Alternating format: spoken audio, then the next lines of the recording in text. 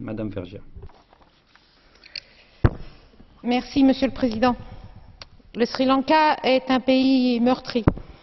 La guerre civile a officiellement pris fin il y a bientôt 2 ans et nous savons dans quelles conditions cela s'est passé. Et dans ce pays, l'ONU a particulièrement failli. Les rapports des ONG sont accablants. Des milliers de civils ont été tués entre janvier et mai 2009. Des exactions ont été commises dans les 2 camps, mais il semble acquis que les forces pro-gouvernementales ont sciemment pilonné des zones où elles avaient encouragé la population civile à aller se réfugier. Or, depuis cette date, le gouvernement sri-lankais manœuvre pour se faire blanchir et empêcher l'accès à la justice de ce qu'il faut bien appeler, a minima, des victimes de crimes de guerre.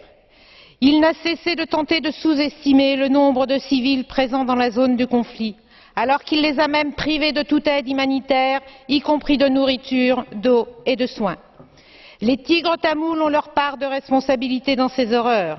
Ils ont enrôlé des enfants soldats et utilisé la population civile comme bouclier humain. Mais cela n'enlève rien aux responsabilités des autorités gouvernementales en place, cela ne justifie rien.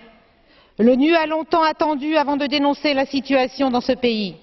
Pire, le gouvernement sri-lankais a multiplié les manœuvres pour empêcher la publication, notamment du dernier rapport, et en faire rejeter les conclusions. Nous ne pouvons que nous féliciter du rapport du 11 avril dernier. La résolution qui nous est soumise aujourd'hui va dans le bon sens. Pour ma part, j'aurais aimé qu'elle aille même un peu plus loin. Il est grand temps que la justice internationale passe au Sri Lanka comme ailleurs.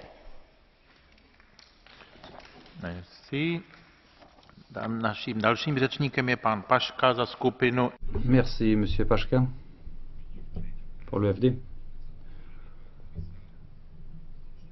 Merci, Monsieur le Président.